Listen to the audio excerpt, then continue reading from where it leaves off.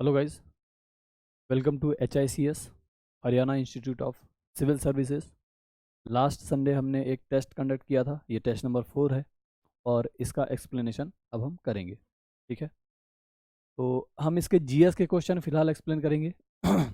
Haryana special की जो question है उसे वो टीचर टैकल करेंगे जो हरियाणा स्पेशल पढ़ाते हैं, राइट। तो अभी GS पे हम बात करेंगे, तो ये क्वेश्चन नंबर 13 यहाँ से आपका GS शुरू होगा। इसके पहले हरियाणा स्पेशल क्वेश्चन है। तो 30 number question, with reference to sultan Mahmud of Ghazni consider the following statement. यानी महमूद गजनी जो कि गजनी का ही सुल्तान है, उसके बारे में कौन सा कथन सही है। तो इसमें पहला स्टेटमेंट है, it's rule was in the north west part of central Asia, Iran and India. तो इंडिया के वेस्टर्न पार्ट पर भी इसका शासन था, राइट। तो पहला स्टेटमेंट ठीक है। दूसरा स्टेटमेंट है, there was Al Biruni in the court of the sultan who compose the Kitab Al Hind. तो इसके बारे में हमने लास्ट क्वेश्चन में पूछा था आपने, राइट। तो ये दोनों सही हो जाएंगे और इसका आंसर हो जाएगा बोथ 1 and 2 करेक्ट। ये बहुत ध्यान रखना है कि कहाँ पे करेक्ट है और कहाँ पे नॉट करेक्ट है। ठीक है, ये हो गया आपका 30 नंबर क्वेश्चन। अब आते हैं 14 नंबर क्वेश्चन पर। To whom the use of the word Pulaya refer the medieval period. यानी मध्यकालीन भारत में पुलाया एक शब्द है जो किसके लिए इस्तेमाल होता था, right. Agricultural labourers engaged in the lower workers. तो इन्हीं के लिए ये यूज होता था। खेतिहर मजदूर एक तरीके से थे, और आजकल ये साउदर्न पार्ट में इंडिया के SC के अंतर्गत आते हैं, राइट। हालांकि इस नेम से एक किंग भी रहे हैं इन्हीं के कम्युनिटी में, और इनका संबंध माना जाता है चेरा काल से। आपने सुना होगा चेर पांड्य चोल, तो उसमें से चेरा के इतिहास में कभी कभी इनका जिक्र आता है। ठीक है, तो ये होगा इसका answer A, agricultural labourers engaged in the lower work, इन्हें बोलते हैं Pulaya. Question number 15, with reference to the revenue system of Akbar consider the following system statement. तो अकबर के रेवेन्यू सिस्टम के बारे में हमें बात करना है, और इसमें से कौन सा स्टेटमेंट सही है ये बताना है, right. Which statement are correct. Okay, तो इसमें पहला स्टेटमेंट है, Akbar's revenue system was based on the zabti system. ठीक है। दूसरा स्टेटमेंट है, this system was prepared by the minister of revenue Todarmal. तो इनके बारे में हमने सुना ही रखा है कि इन्हीं के आधार पर अकबर के रेवेन्यू सिस्टम को लागू किया गया था। The system was based on a survey of 10 years of agricultural yields, price and agricultural land. तो इसमें all of the above, right. 15 के तीनों स्टेटमेंट सही हैं। ठीक है, अकबर की ये राजस्व व्यवस्था उसके मंत्री, राजस्व मंत्री इसको कहते हैं, टोडरमल ने ही शुरू किया था। और इसमें जो कुछ इंपॉर्टेंट बात है, 1570 से 1580 के बीच में ये पहली बार लागू किया गया था, राइट। और इसमें 10 साल के लिए रेवेन्यू सिस्टम बनाया गया था। इसमें कीमत के औसत और कृषि भूमि के सर्वेक्षण को आधार बनाया गया। ठीक है, तो ये 15 नंबर क्वेश्चन हो गए। अब आप आइए 16 नंबर पे। All of you be your own lamps because you have to find your own path to liberation. Who among the following this statement. मतलब ये स्टेटमेंट किसने दिया था।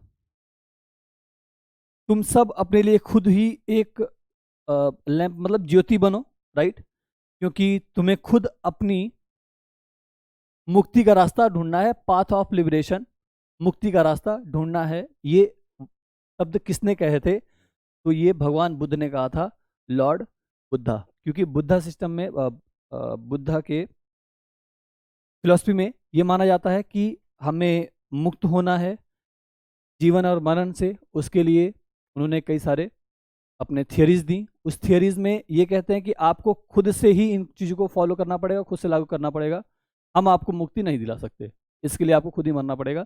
ये बहुत फेमस वर्ड आप लोगों ने सुना होगा कि मुक्ति के लिए खुद ही मरना पड़ता है, ये वही वर्ड है, ठीक, बाई लॉर्ड बुद्धा। ठीक है, ये 60 नंबर हो गया। 17, according to which of the following Buddhist text Ashoka order to building a stupa in every important city by dividing parts of the relics of the Buddha। यानी भगवान बुद्ध के अवशेषों पर एक स्तूप बनाने का काम शुरू किया था अशोक ने, राइट। उनके शरीर के विभिन्न हिस्सों को काट करके अलग अलग शहरों में स्तूप बनाने का काम शुरू किया गया था। हालांकि स्तूप का प्रमाण भारत में बौद्ध धर्म के पहले भी मिलता है, लेकिन ज़्यादातर स्तूप या कहें कि उसके बाद सारे के सारे स्तूप बौद्ध धर्म से ही जुड़ गए और भगवान बुद्ध के ही अवशेषों पर सारे स्तूप बने, तो स्तूप को बुद्ध धर्म से ही जोड़ दिया गया। अब ये बात कि अशोक ने बुद्ध के शरीर के अवशेषों को के ऊपर स्तूप बनवाया, किस बुक में कही गई है, राइट, ये यहाँ पे क्वेश्चन है। तो इसका आंसर होगा अशोकावदान। अशोकावदान में कहा गया है ये बात, राइट। ठीक है, फिर Theravada, Theravada is related to, Theravada किस धर्म से संबंधित है? तो इसमें आपको ऑप्शन दिया है बौद्ध धर्म, जैन धर्म, वैष्णववाद और इनमें से कोई नहीं, नन ऑफ दिस। तो थेरवाद बुद्धिज्म का कॉन्सेप्ट है, राइट। अब इसमें ये होता है कि बुद्ध में आप हिस्ट्री में पढ़ेंगे तो इसमें दो शाखाएं होती हैं। लगभग पहली शताब्दी में बुद्ध का डिवीज़न हो गया बुद्धिज्म का, इसमें से महायान और हीनयान निकल के आए। तो महायान बाद में जाकर के बहुत पॉपुलर हुआ। बेसिकली पॉपुलर इसलिए हुआ कि बुद्ध धर्म विभाजित होने के पहले, डिवीज़न होने के पहले उसमें बहुत कठोर था, वो बहुत टफ था, तो ज़्यादा से ज़्यादा लोग उसमें पार्टिसिपेट कर सकें, इसलिए बौद्ध धर्म का डिवीज़न हो गया। एक पार्ट था जो लोग कहते थे कि हम इसमें थोड़ा सा बदलाव करेंगे ताकि लोग इसमें शामिल हो सकें, ऐसे लोग जो बहुत कठोर तप नहीं कर सकते, जो बहुत टफ रूल्स फॉलो नहीं कर सकते, उनके लिए। और एक था उसने कहा कि नहीं, हम पुराने तौर तरीकों से ही चलेंगे। तो जिन्होंने पुराने तौर तरीकों को अपनाया उन्हें हम हीनयान कहते हैं, और जिन्होंने नए तौर तरीके अपना लिए उन्हें हम महायान कहते हैं। बाद में महायान शाखा ये भारत में बहुत ज़्यादा डेवलप हुआ। तो हीनयान जिन्होंने पुराने तौर तरीकों को अपनाया उन्हें कहते हैं थेर, राइट। तो उन्होंने जो कॉन्सेप्ट दिया उसी को कहते हैं थेरवाद, थेरावादा। तो इसका आंसर हो जाएगा बुद्धिज्म।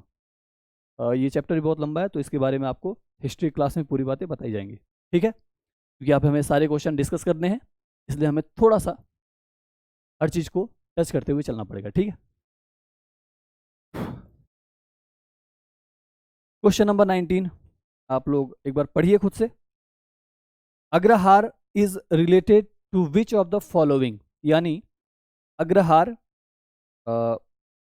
किससे संबंधित हैं, अग्रहार किसको कहते हैं, राइट।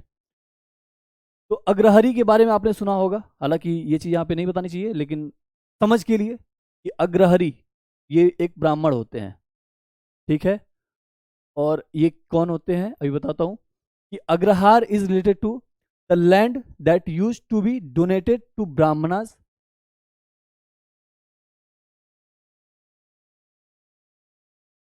ठीक है। तो ये ब्राह्मणों को एक भूमि दान में दी जाती थी, right.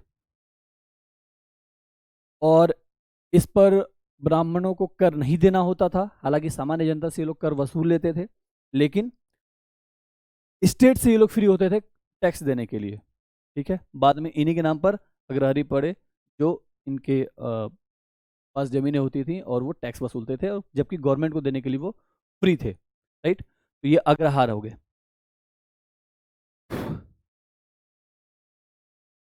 Question number 20, the middle ages, the word लानातुज, लानातुज, अंशुक और चिनांशुक, ये क्या हैं? Were used to indicate whom, किसके लिए? इंडिकेट करने के लिए यूज होते हैं। तो टाइप्स ऑफ कॉटन टेक्सटाइल, ये इसका आंसर है। एक तरीके से कपड़े का नाम है लानातूज, अंशुक, चिनांशुक, राइट। तो और ये हर्ष के समय में है, ठीक है। हर्षचरित्र एक पुस्तक है, राइट, उसमें इसका जिक्र किया गया है। अब इसका मतलब ये नहीं कि आप लोग हर्षचरित्र पढ़ने लगे, ठीक है। चलिए, तो ऐसे कुछ क्वेश्चन आते रहेंगे, इससे आपको बहुत गहराई डीप नहीं जाना है, इससे जान करके आपको याद रखना है, ताकि एग्जाम में भी अगर आता है तो आप सही कर सकें, ठीक है। विच सुल्तान स्टार्टेड द प्रैक्टिस ऑफ सजदा एंड पाबोस? तो बलबन ने सजदा और पाबोस की शुरुआत करी थी। अपने राज दरबार को फारसी तौर तरीकों से सुसज्जित करता था, यानी बहुत तड़क भड़क होता था। और नवरोज प्रथा इसने शुरुआत की थी बलबन ने। और सजदा और पैबोस का मतलब होता है हाथ चूमना और सर झुकाना। तो इसका मतलब यह है कि राजा ईश्वर का प्रतिनिधि है, राइट। तो अपनी सत्ता को ऊंचा बनाने के लिए, बाकी लोगों को नीचा दिखाने के लिए, एक तरीके से साइकोलॉजिकल प्रेशर डालने के लिए ये सब काम होते हैं, ताकि लोग अपने आप को सामान्य समझ सके और राजा सबसे ऊपर है, राइट। यही उसका मतलब हुआ। तो इसकी शुरुआत किसने की थी? बलबन ने। Okay,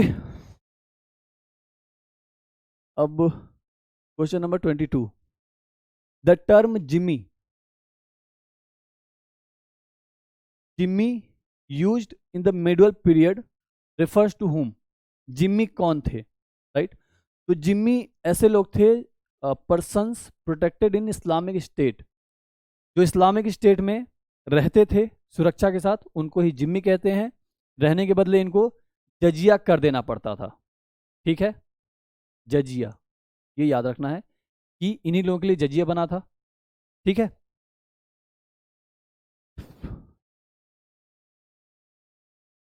what does the medieval officer Shahna represent? शहना क्या होता है?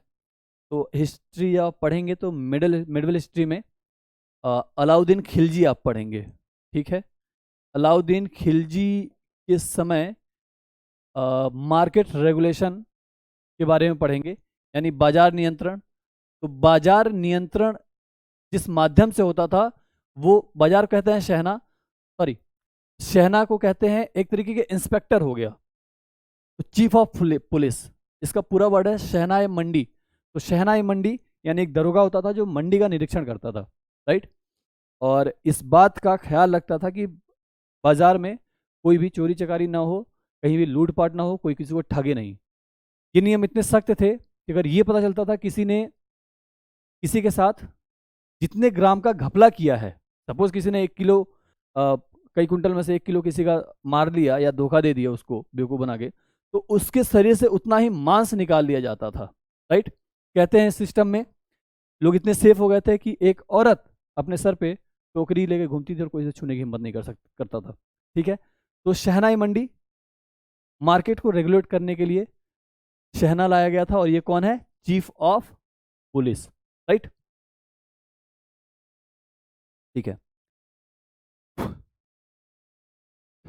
What is the name of the autobiography of freedom fighter Subhash Chandra Bose?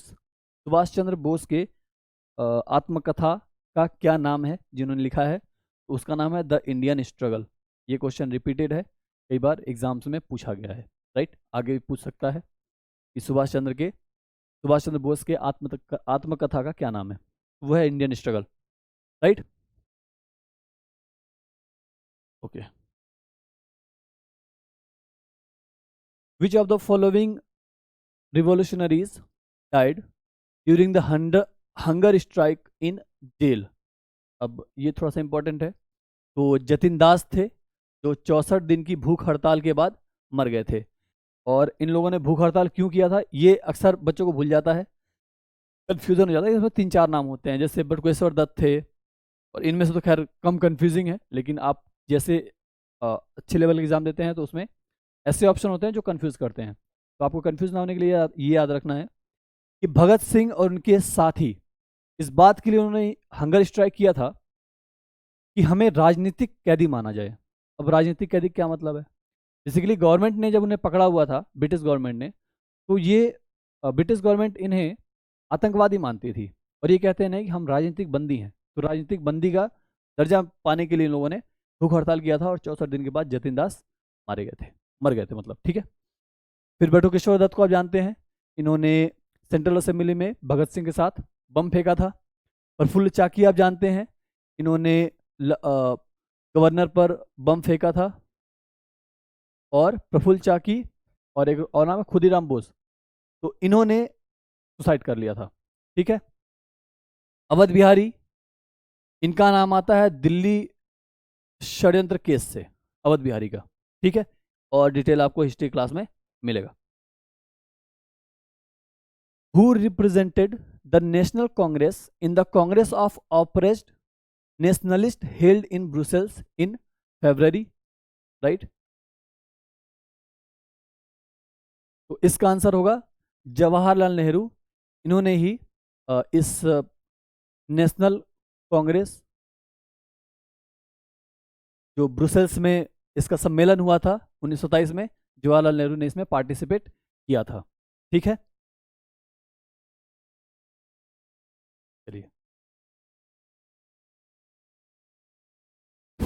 Okay, question number 27, regarding which of the following princely states,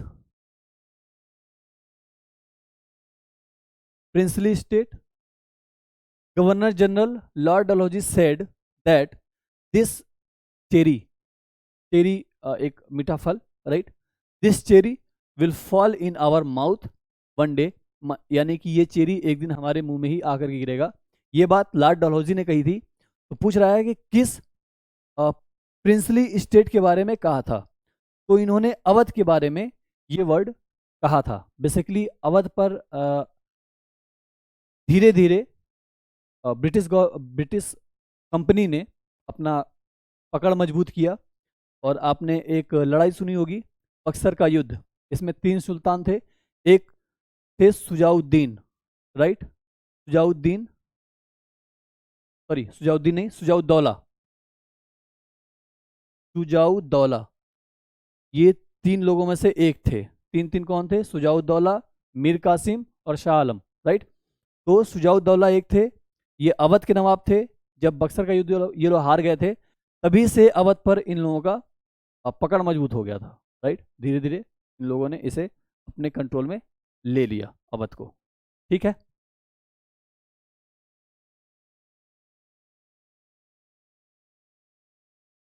in October 1914 Gandhiji decided to perform satyagraha with few selected people. Who was the first participant in this satyagraha? Right? तो इसके पहले सत्याग्रही थे वो थे विनोबा भावे, और विनोबा भावे पहले थे। दूसरा कौन था? अक्सर ये भी क्वेश्चन आता है। तो जवाहरलाल नेहरू सेकंड थे, ये आपको याद रखना है। तो यहाँ पे आंसर क्या होगा? विनोबा भावे। अगर सेकंड पूछता है तो जवाहरलाल नेहरू, थर्ड फोर्थ के बारे में नहीं पूछा जाता, राइट। ओके, ये क्वेश्चन थोड़ा सा अच्छा है। Subsidiary lines was devised by which of the following, right. तो सब्सिडरी लाइन्स यानी सहायक संधि इसको बोलते हैं। तो ये लॉर्ड वेलेस्ली ने शुरू किया था। एक्चुअली अंग्रेजों की तरफ से तो लॉर्ड वेलेस्ली ने शुरू किया था, लेकिन इसकी शुरुआत इसके पहले भी होती है और वो करता है डुप्ले। ये फ्रांसीसी गवर्नर है, राइट। तो जिन शर्तों पर डुप्ले संधि करता था, बाद में उसी को सब्सिडरी अलायंस का नाम दे दिया गया और उसको फॉर्मेटिंग किया था लॉर्ड डलहौजी ने, सॉरी लॉर्ड वेलेस्ली ने, राइट। चलिए, तो इसका आंसर आपका ए हो गया। 30 number, I believe in one God who is the one soul of all soul and above all. My God is a sad human, my God is a suffering human, and my God is a poor man of every race. Which Sega made this shrill remark on the state of India, right? तो भारत के बारे में ये बात किसने कहा था? ठीक है, अगर आप इसका आप मुझे कमेंट में बताइएगा कि आपको इसका इंग्लिश में और हिंदी में ज़्यादा प्रॉब्लम हो रहा हो। हम बाइलिंगुअल करने की कोशिश कर रहे हैं, इंग्लिश में पढ़ रहा हूँ, हिंदी में आपको आंसर बता रहा हूँ। तो अगर आपको ऐसे प्रॉब्लम होती है किसी को, हिंदी या इंग्लिश जो भी में, आप मुझसे कमेंट कर सकते हैं, अगली क्लास में हम उसको ध्यान रखेंगे। ठीक है, तो यहाँ पे मैं इंग्लिश पढ़ के ही उसका आंसर दे रहा हूँ आपको। तो ये बात कही थी स्वामी विवेकानंद ने, और स्वामी विवेकानंद का फिलॉसफी या उनका थॉट कहें तो ये मानवतावादी हैं, राइट। ये भारत पृथ्वी पर मनुष्य को ही, या गरीब मनुष्य को, प्रताड़ित मनुष्य को ही भगवान का रूप मानते हैं। तो ऐसे कई स्टेटमेंट हैं इनके, विवेकानंद के, जो आपसे एग्जाम में पूछे जा सकते हैं, राइट। ठीक है, अब क्वेश्चन नंबर है 31। After the non cooperation movement, Gandhi ji was arrested on charge of treason. Who presided over the investigation proceeding on them? तो इसमें ब्रूमफील्ड थे, एक आयोग गठित किया गया था गांधी जी के ऊपर जांच के लिए, देशद्रोह का मुकदमा चलाया गया था, राइट। तो इस पर जांच के लिए एक कमेटी बनाई गई थी, और उस कमेटी के चेयरमैन थे जस्टिस C.N. ब्रूमफील्ड। ये नाम आपको याद रखना है, बाकी नॉन कॉपरेशन मूवमेंट के बारे में आपको क्लास में बताया जाएगा, right.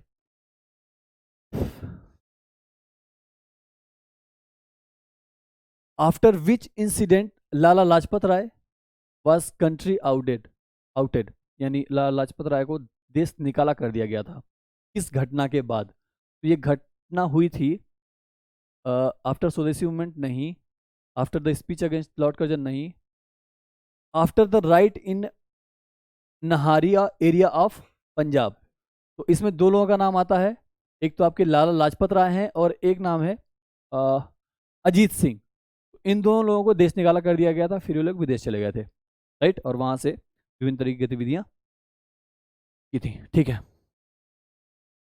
Who is called the liberator of Indian newspaper? तो इसका आंसर रिपीटेड क्वेश्चन है, हमेशा आता रहता है और आगे भी आता रहेगा, ठीक है। तो इसका आंसर होगा चार्ल्स मैटकॉफ।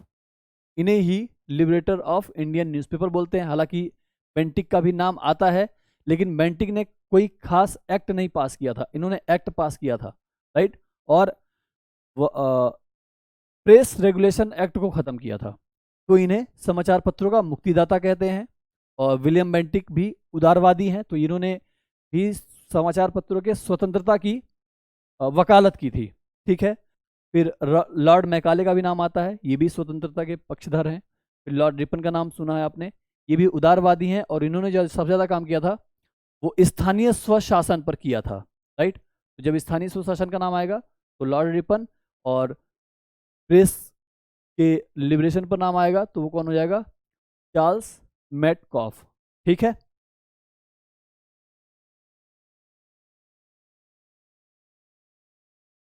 ओके, ये क्वेश्चन साइंस का है और थोड़ा सा अच्छा क्वेश्चन है। We find many examples of surface tension of liquids in daily life. Which of the following is not an example of surface tension? तो पृष्ठ तनाव यानी सरफेस टेंशन के बारे में पूछ रहा है कि हम अपने दैनिक दिनचर्या में देखते हैं सरफेस टेंशन का एग्जाम्पल। तो इनमें से कौन सा सरफेस टेंशन का एग्जाम्पल नहीं है? Right, is not. तो टी फ्रॉस्टिंग, चाय का ठंडा होना, चाय का ठंडा होना ये हीट कंडक्शन का एग्जाम्पल है। चाय गर्म है और फिर वो धीरे धीरे उसका हीट खत्म हो जाता है, या बाकी चीज़ें जैसे आप ग्लास है तो ग्लास गर्म होगा, फिर उसके नीचे जो चीज़ रखी रहेगी वो भी गर्म होगा, वो हीट जो चाय में था वो धीरे धीरे कंडक्ट हुआ और वो खत्म हो गया, तो चाय ठंडी हो गई। तो ये हीट कंडक्शन का एग्जाम्पल है टी फ्रॉस्टिंग यानी चाय का ठंडा होना, राइट। अब कौन कौन से एग्जाम्पल सरफेस टेंशन के हैं? तो mercury does not stick to glass, यानी जब थर्मामीटर हम मरकरी में डालते हैं तो उसके शीशे पर नहीं चिपकता, या शीशे पर मरकरी नहीं चिपकता, इसका ये एग्जाम्पल है सरफेस टेंशन का, राइट। फिर oil raise above the cotton lamp even the presence of gravity, यानी ऐसे समझिए कि अगर आप बात दिया आपने देखा होगा, दिया का मुंह ऊपर होता है, उसमें हम लाइट आग जला देते हैं, वो जलता रहता है और नीचे से तेल खत्म होता रहता है। जबकि आप सोचिए कि ग्रेविटी उसको खींचना चाहिए, लेकिन तेल ऊपर आता रहता है, वो जलता रहता है। ये एग्जाम्पल है सरफेस टेंशन का, ठीक है। Non mixing oil and water, पानी और वाटर एक दूसरे से नहीं घुल पाते, अगर आप उसमें मिलाने की कोशिश करेंगे तो छोटे छोटे पार्टिकल में डिवाइड हो जाते हैं, यह हमने देखा होगा, आपने भी देखा होगा। तो ये एग्जांपल है सरफेस टेंशन का, ठीक है। चलिए,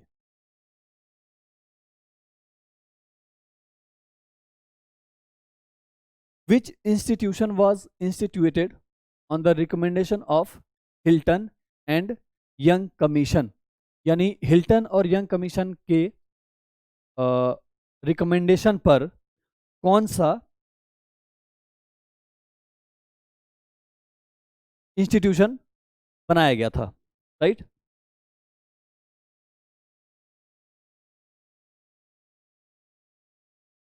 supreme supreme reserve Bank of India, ठीक है। और इसका गठन हुआ है 1935 में, राइट। और इसके लिए हिल्टन और यंग कमीशन ने सिफारिश की थी, तो रिजर्व बैंक ऑफ इंडिया आया था, जो कि अभी भी काम करता है और ये देश का एक बैंकर है, ठीक है। इसके बारे में हमने नेक्स्ट अपने इसके पहले वाले क्लास में बात किया ही था। तो आंसर हो जाएगा B, Reserve Bank of India, ठीक है। Food cans are located with sorry food cans are coated with tin and not with zinc, यानी जो खाने की पैकिंग होती है उसमें हम यूज़ करते हैं, उसके पैकिंग के लिए टीन का यूज़ करते हैं, जिंक का यूज़ नहीं करते। तो जिंक का यूज़ क्यों नहीं करते, टिन का यूज़ क्यों करते हैं, यही सवाल आपसे पूछा जा रहा है, right. Zinc is costlier then tin, यानी जिंक टिन से महंगा है। तो महंगाई कोई बात नहीं है, जितना ही पैसा लगेगा, अगर कोई सामान सुरक्षित है तो हम उसका इस्तेमाल कर सकते हैं, यानी कि ये स्टेटमेंट गलत है, ठीक है। Melting point of zinc is lower than tin, wrong statement. Zinc is more reactive than tin, ये बात सही है कि जिंक रिएक्टिव होता है बहुत ज़्यादा, यानी जो खाना आप उसमें प्रिजर्व कर रहे हैं मे बी वो खाना उससे रिएक्ट करके खराब हो जाए या फिर हमें क्या नुकसान दे, इसलिए हम उसे टिन के डब्बे में अक्सर पैक करते हुए देखते हैं, क्योंकि टिन रिएक्टिव नहीं होता, right. Zinc is less reactive than tin, ये बात गलत है। अगर कम रिएक्टिव रहेगा तो हम उसका इस्तेमाल कर सकते हैं, लेकिन जिंक रिएक्टिव होता है, ठीक है।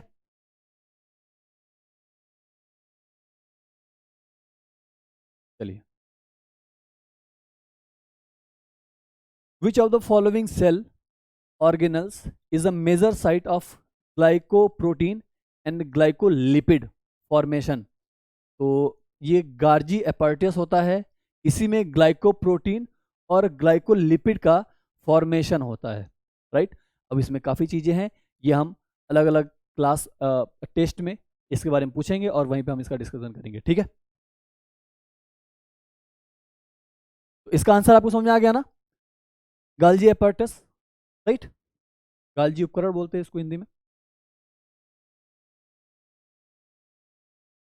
With reference to seismic waves consider the following statement, यानी भूकंपीय तरंगों के बारे में हमें देखना है कि कौन से स्टेटमेंट करेक्ट हैं, ठीक है।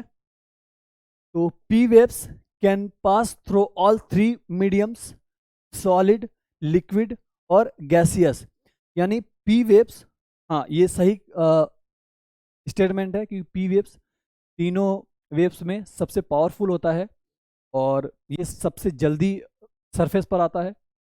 और इसमें खासियत ये है, पावरफुल होने की वजह से ये तीनों मीडियम में तीनों मीडियम से पास हो जाता है। तो पास को मैं क्या बोलूँ, पास को पास ही समझिए, ठीक है। तो सॉलिड, लिक्विड और गैसियस, ये तीनों माध्यम में गति कर सकता है या फिर चल सकता है, ठीक है। तो सॉलिड, लिक्विड और गैसियस, क्योंकि पी वेव सबसे ज़्यादा पावरफुल होता है, इसे तरंग धैर्य हाँ तरंग धैर्य तरंग भी इसको बोलते हैं, राइट। तरंग दैर्घ्य को इंग्लिश में, चलिए अब ऐसा होता है कि कभी इंग्लिश का हिंदी भी याद नहीं आता और हिंदी का इंग्लिश भी याद नहीं आता, ठीक है। S wave lost in liquid medium, ये सेकेंडरी वेव इसे बोलते हैं, इसीलिए क्योंकि ये पी से थोड़ा सा कमजोर है, कमजोर होने के कारण ये लिक्विड मीडियम में नहीं चल पाता, ठीक है। तो लिक्विड मीडियम में ये गायब हो जाता है, राइट। फिर L waves are known as surface wave, हाँ बिल्कुल, ये तरंगे धरातलीय तरंगों के रूप में जानी जाती हैं, ठीक है। और ये सबसे हल्की तरंगे होती हैं, इनसे सबसे कम क्षति होती है, लेकिन धरातल पर ये सबसे आसानी से आ जाती हैं, ठीक है।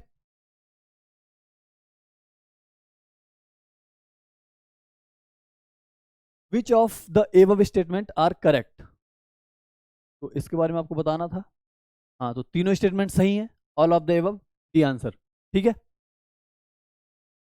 अब बात होगी गुटेनबर्ग डिसकंटिन्यूटी सेपरेट्स। जब आप ज्योग्राफी पढ़ेंगे तो आप इसमें पढ़ेंगे अर्थ, अर्थ के अंदर आप पढ़ेंगे मेंटल, और मेंटल के बाद होगा कोर। तो अष्ट में जो पहला लेयर होता है उसे हम क्रस्ट बोलते हैं अर्थ में, ठीक। दूसरा लेयर होता है उसे हम मेंटल बोलते हैं, राइट। और तीसरा लेयर होता है इसे हम कोर कहते हैं। अच्छा, इनमें भी डिवीजन होता है, क्रस्ट के बाद मेंटल भी दो तरीके का होता है, outer layer of mental and inner layer of mental. और इसी तरीके से कोर का भी दो पार्ट होता है, आउटर कोर और इनर कोर, राइट। अब आप एक चीज सोचिए, अगर आपने, अभी तो मैं नहीं दिखा सकता, अगर आपने पृथ्वी के अंदर का कुछ देखा हो कभी किसी पिक्स में, उसमें दिखाते हैं कि अलग अलग रंग के कलर्स के, तो क्रस्ट ये पृथ्वी का सबसे ऊपरी भाग है, इसे हम कहते हैं पपड़ी एक टाइप का, राइट, या छिलका कह सकते हैं। और इसकी मोटाई होती है कुल 35 किलोमीटर तक, एवरेज माना गया है। हालांकि ये समुद्र में थोड़ा सा पतला होता है और अ, समुद्र के बाहर यानी धरातल पर थोड़ा सा मोटा होता है, लेकिन एवरेज कहते हैं कि 33 किलोमीटर का होता है। अब क्रस्ट के बाद जैसे हम अंदर जाएंगे वैसे वैसे पृथ्वी के स्ट्रक्चर में, उसके स्ट्रक्चर में चेंज आता जाता है, राइट। क्या चेंज आता है, मेंटल कैसा है, मेंटल का आउटर लेयर है और इनर लेयर है। तो आउटर लेयर थोड़ा ठोस है, राइट, सॉलिड है। एक तरीके से आप छड़ को गर्म करिए और जब वो लाल हो जाए, इतना लाल हो जाए कि उसे आप पीट करके कुछ बना सकें, तो ठीक वैसा ही होता है मेंटल का outer layer, right. Inner layer उससे थोड़ा सा ज़्यादा गर्म होता है, उससे ज़्यादा लाल होता है, थोड़ा सा पिघला हुआ होता है। फिर आता है कोर। अब ये कोर भी दो लेयर में है। तो जो ऊपरी लेयर है, आउटर लेयर जिसको बोलते हैं, वो बिल्कुल पिघला हुआ होता है, एक तरीके से लावा बोलते हैं हम इसको, ठीक है। और इसके बाद जो इनर कोर है वो ठोस है। वो ठोस इसलिए हो जाता है, कई बार बच्चों ने पूछा कि वो ठोस कैसे, क्योंकि नीचे तो और गर्मी है, बिल्कुल गर्मी है, वहाँ रेडियो एक्टिव एक्टिविटी बहुत ज़्यादा है। वो क्या करता है, प्रेशर से वो ठोस हो गया है, राइट। है वो बहुत ज़्यादा टेम्पर, लेकिन वहाँ प्रेशर बहुत ज़्यादा इसलिए वो ठोस हो गया है, ठीक है। तो अब इनके बीच में जैसे हमने डिफरेंस देखा, तो एक डिसकंटिन्यूटी बनती है, तभी तो नेक्स्ट स्टेप आएगा। जैसे क्रस्ट के बाद मेंटल आता है, तो क्रस्ट के बाद एक आप जैसे जैसे जमीन को खोदेंगे तो आपको पीली मिट्टी मिलेगी, उसके नीचे थोड़ी सी और अलग टाइप की मिट्टी मिलेगी, फिर कंकड़ मिलेगा, उसके नीचे चट्टान मिलेगा, उसके नीचे कुछ और मिलेगा, राइट। तो इसमें चेंज आ रहा है। तो एक जगह मेंटल और क्रस्ट को जो अलग करता है, जो डिसकंटिन्यू कर देता है, राइट, जिसे असंबद्धता बोलते हैं, इसे हम बोलते हैं मोहो असंबद्धता या मोहो डिसकंटिन्यूटी। ये किया गया था मोहो रिक्विक के नाम पर, उन्होंने ही इस डिसकंटिन्यूटी का पता लगाया था। और ये विभिन्न माध्यमों से हुआ था, जैसे वेलकनो का ऊपर आ जाना या भूकंप होना, तो इन माध्यमों से उन्होंने पता लगाया था कि कुछ कहीं डिसकंटिन्यू है, वहां से फिर मेंटल शुरू होता है, राइट। तो जो डिसकंटिन्यूटी का लेयर बताया उन्होंने, उसे हम मोह संबद्धता बोलते हैं। और ये कहाँ पे है, क्रस्ट और मेंटल के बीच में, राइट। अब मेंटल में भी दो पार्ट है, तो मेंटल के, अब पहले हम इसका आंसर देख लेते हैं। Gutenberg discontinuity separate crust and upper mantle, right. Moho ने बताया था, इसका एक कोड भी एक्चुअली होता है। अगर मैं आप लोगों को कोड, मैंने क्वेश्चन में कहीं लिखा भी था, अगर मैं आप लोगों को बता सकूँ तो 39 कोड से क्या होता है, कुछ चीज़ें याद रहती हैं और कोशिश करें कि आप लोग भी कोड बनाएं, राइट। तो इस कोड को हम ऐसे समझ सकते हैं, मोरे, ठीक है, और इसका मोरे गुटले। अब ये कैसे होगा ये बताते हैं। तो मोहो से हो जाएगा मोह, और रे से हो जाएगा रेपेटी, राइट। क्रम भी यही है कि पहले मोहो असंबद्धता मेंटल और कोर के बीच में, फिर रेपेट सॉरी क्रस्ट और मेंटल के बीच में, फिर मेंटल और मेंटल के बीच में रेपेटी ने बताया था कि वहां भी डिसकंटिन्यूटी है रेपेटी के नाम पे। इसके बाद गुटेनबर्ग आते हैं, जिन्होंने कहा था कोर और मेंटल के बीच में भी एक डिसकंटिन्यूटी आती है, राइट। ये चीज बताया था गुटेनबर्ग ने।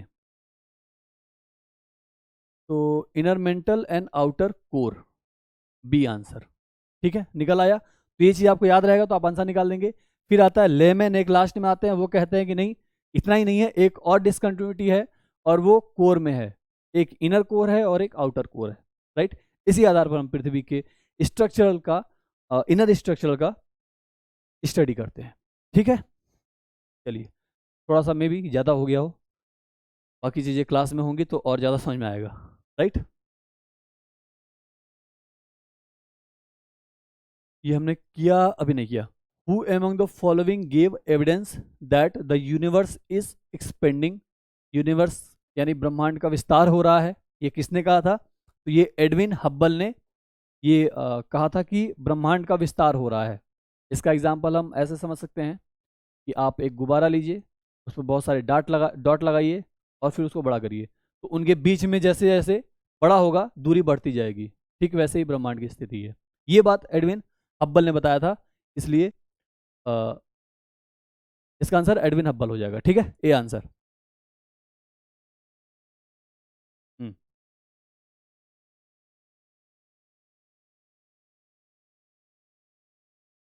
In the desert region, sometime the soft rocks between the cutting hills and hard rocks are destroyed by physical or chemical weathering, and the rock becomes porous.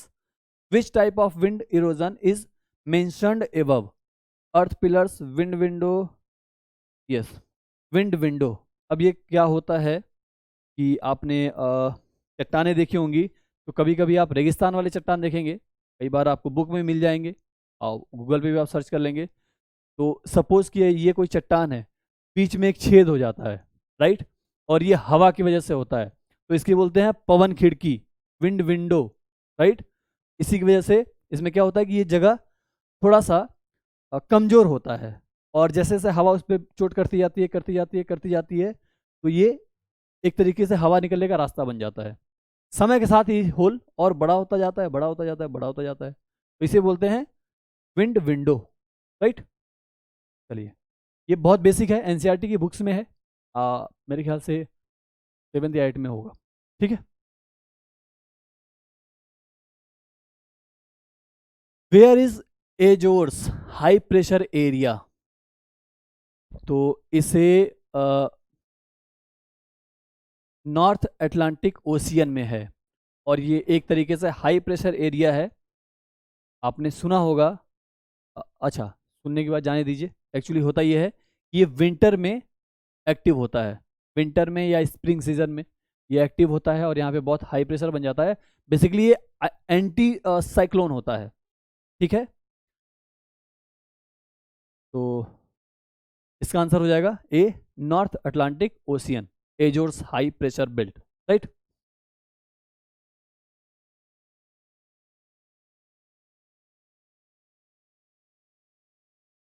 According to Malthus population theory, population growth is in geometric order, in arithmetic order, in harmonic order, in none of the above।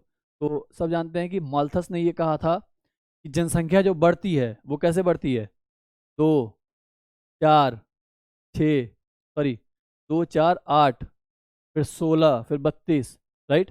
तो इसे बोलते हैं geometric order. तो ये geometric order में बढ़ता है, और इन्होंने ये कहा था कि जनसंख्या तो इस तरीके से बढ़ता है, लेकिन जो हमारी खाद्य सामग्री है वो ऐसे नहीं बढ़ती, वो अर्थमेटिक ऑर्डर में बढ़ता है, 1 2, 3, तो आप एक तरीके से समझिए कि अगर किसी साल हम 10 सालों में अनाज की पैदावार 10 इकाई करते हैं, लेकिन जनसंख्या हमारी उसकी कई गुनी बढ़ जाती है, राइट।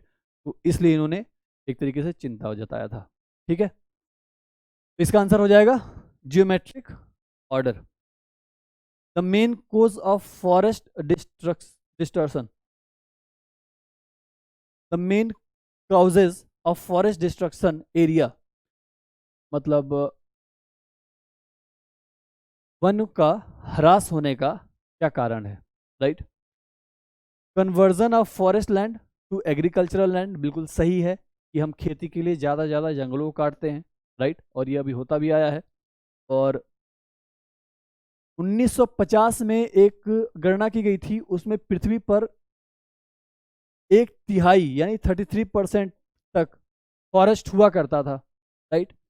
फिर 1990 में ये आकर के इस 33% का भी 33% रह गया। और अभी हाल में देखा गया है कि अमेजन का फॉरेस्ट जो बहुत घना और बड़ा होता था, अभी उसकी संख्या, अभी उसका क्षेत्रफल कम हो गया है, राइट। तो वहाँ भी वही रीज़न है कि एग्रीकल्चर के लिए वहाँ पे लैंड को यूज़ करने के लिए जंगलों को कम किया गया है। ठीक है, ओवर ग्रेजिंग, बिल्कुल सही बात है, इसके लिए भी हम उसको जंगलों का इससे ह्रास होता है। फिर वाटर फायर, वाटर फायर जैसी कोई चीज़ नहीं होती है, राइट। तो इस पर देखेंगे, ये गलत होगा। इंक्रीजिंग डिमांड फॉर वुड, हाँ, लकड़ियों को ज़्यादा से ज़्यादा प्राप्त करने के लिए कई बार लकड़ी का पेड़ों का तस्करी भी आपने देखा है उनके लकड़ी के लिए, राइट। तो ये भी एक रीज़न है। तो 1, 2 एंड 4, 1, 2 एंड 4, ठीक है। ये बेसिक क्वेश्चंस होते हैं और ये एग्जाम में आते हैं, और आपको इसे गलत नहीं करना है, राइट।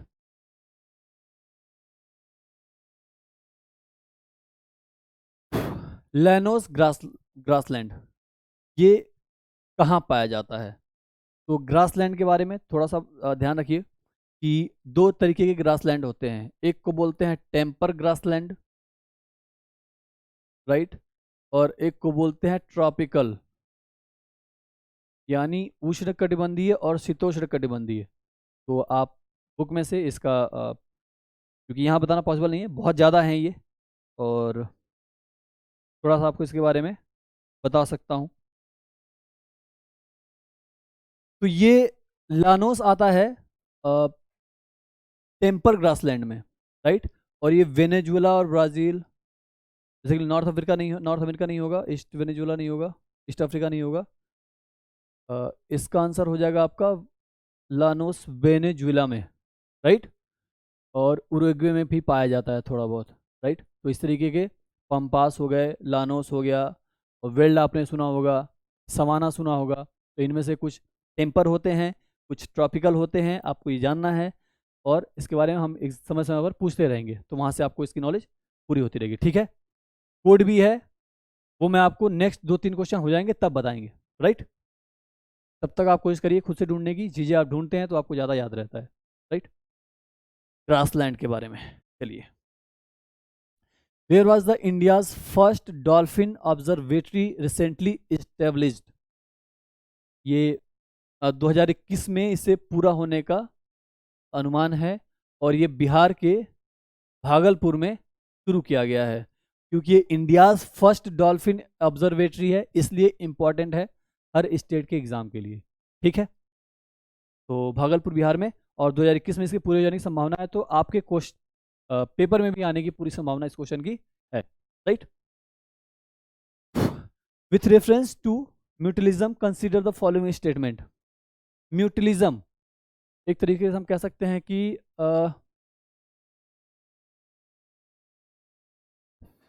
सहयोगात्मक सहयोगात्मक, चलिए इसको अभी इंग्लिश में समझते हैं। Mutualism, by this interaction both interacting species benefit. ठीक बात है कि म्यूटलिज्म मतलब एक जीव दूसरे जीव पर निर्भर रहता है, राइट। जैसे कि आप एक पौधा देखिए, उस पौधे के नीचे छोटी छोटी झाड़ियाँ होती हैं, तो वो ऐसे ही नहीं होती। उसका कारण ये होता है कि वो छोटी झाड़ियाँ कुछ ऐसी चीजें बड़े पौधे को दे रही हैं जो बड़ा पौधा खुद से नहीं ले पा रहा है, और बड़ा पौधा भी छोटी झाड़ियों को कुछ कुछ इसलिए दे रहा है क्योंकि वो बहुत सी चीजें छोटी झाड़ियां नहीं ले सकती, इसलिए बड़ा पौधा उन्हें देता है। तो दोनों एक दूसरे के साहचर्य पर डिपेंड करते हैं, ठीक है, एक दूसरे के हेल्प पर। तो इसी को म्यूचुअलिज्म कहा गया है, और ये दोनों के लिए इंपॉर्टेंट होता है। जैसे पेड़ों में आपने एक तो राइजोबियम के बारे में सुना होगा। तो राइजोबियम क्या करता है, एक तरीके से एल्गी है, और ये नाइट्रेट का उसको तोड़ता है, और उसको आप ऐसा समझिए कि बहुत आसान कंपोजिशन में पेड़ को देता है, और पेड़ उसे एक्सेप्ट करता है और अपने यूज करता है। साथ में पेड़ भी उसको देता है, और वो देता है उनके लिए कार्बोहाइड्रेट, राइट, ताकि वो कवक जिंदा रह सके। तो दोनों एक दूसरे के साहचर्य पर जिंदा हैं। तो पहला स्टेटमेंट सही हुआ। दूसरा statement, a suitable example for this is found in the relationship between fungi and roots of higher plants. ठीक है, यही हम बता रहे थे। तो ये दोनों करेक्ट हो जाएंगे, बोथ 1 एंड 2।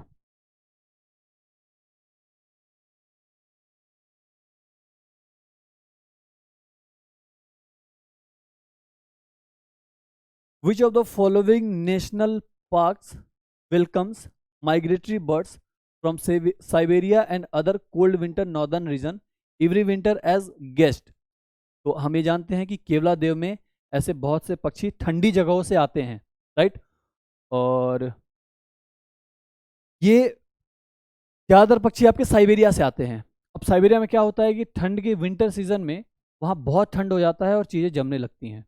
तो वो पक्षी थोड़ी सी राहत पाने के लिए आपके यहाँ विंटर सीजन में ही चले आते हैं, और उनके लिए ज़्यादा जगह मिलता है। ज़्यादा सूटेबल एरिया है वो है केवला देव का नेशनल पार्क। ना तो ज़्यादा गर्म है, ना बहुत ठंडा है। फिर जैसे ही विंटर खत्म होता है, बर्फ रिलीज होता है, ये लोग फिर अपने देश पहुंच जाते हैं। ठीक है, चलिए, इसके बारे में अक्सर पेपर में आता रहता है।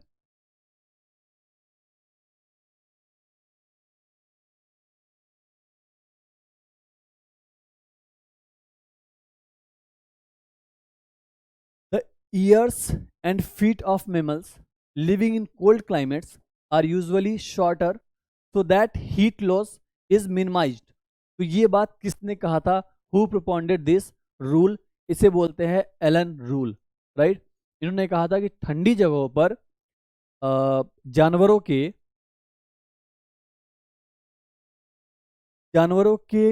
कान और पैर क्या होते हैं, छोटे हो जाते हैं, ताकि वो अपनी एनर्जी को रोक सकें, राइट, उष्मा ह्रास को रोक सकें। ठीक है, तो ये बात एलन ने कहा, तो इसे एलन रूल कहते हैं, right.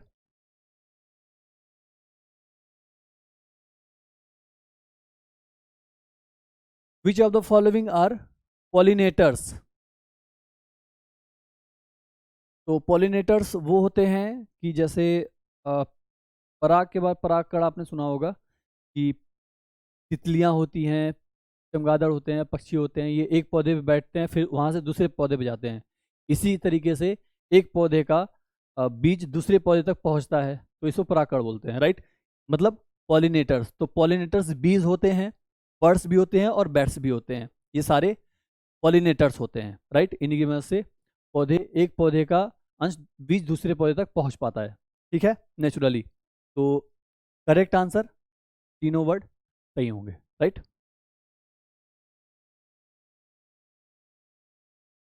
The book wealth of nation written by Adam Smith is considered the source of which type of economy?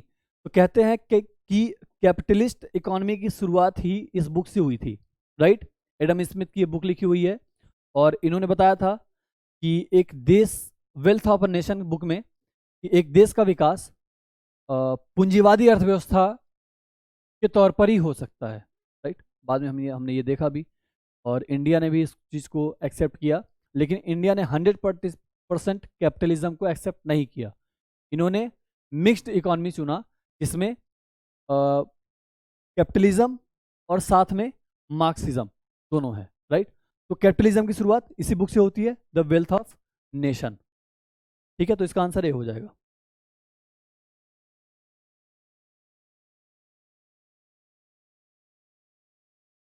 ये एक अच्छा क्वेश्चन है। GNP is obtained by adding income from abroad to GDP. ये हम जानते हैं कि जीडीपी वो इनकम होता है जो आपके देश के सीमा के अंदर इनकम होता है, राइट। वो जीडीपी हो गया। जीएनपी उसी में हम बाहर रहने वाले लोगों की इनकम को भी जोड़ दें तो वो जीएनपी हो जाता है। Which are the following aspects are included in the income from foreign countries, right.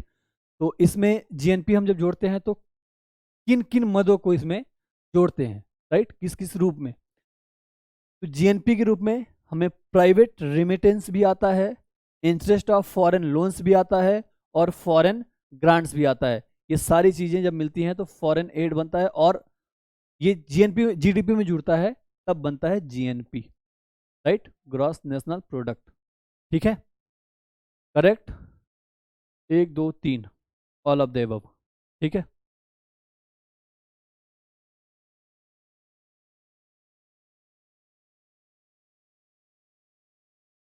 Who is credited with presenting the first framework of Indian planning. तो इंडियन प्लानिंग के लिए पहली बार किन्होंने इसको प्रेजेंट किया था, राइट। इसको कहते हैं विश्वेश्वरैया प्लान। ये बेसिकली दीवान थे, किसी रियासत के दीवान थे, अब मुझे एग्जैक्टली याद नहीं आ रहा कौन सी रियासत। तो उन्होंने ही प्लान्ड इकोनॉमी पर एक बुक लिखी थी, राइट। तो प्लान्ड इकोनॉमी पर बुक लिखी थी और प्लानिंग इकोनॉमी भारत में शुरू की गई। तो उसके लिए यही है विश्वेश्वरैया प्लान। ठीक है,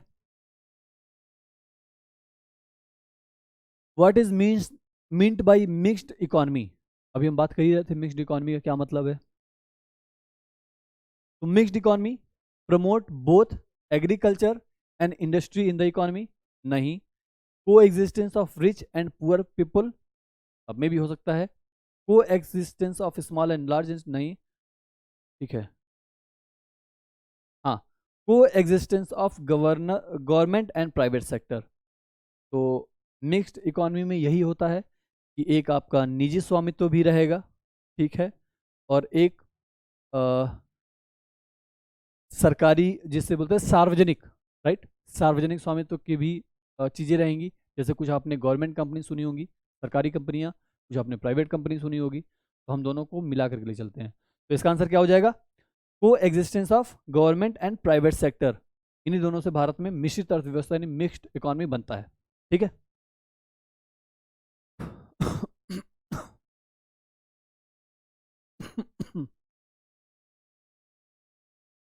the components of green revolution includes, यानी ग्रीन रिवोल्यूशन के बारे में आपने सुना होगा। और ग्रीन रिवोल्यूशन के कंपोनेंट कौन कौन से हैं। तो एडवांस्ड वैरायटी ऑफ सीड्स, यही इसमें सबसे बड़ी बात थी कि एडवांस वैरायटी ऑफ सीड्स लाई गई थी, राइट। दूसरा इरिगेशन, इरिगेशन पे ठीक है, थोड़ी देर बात करते हैं। क्या हो गया।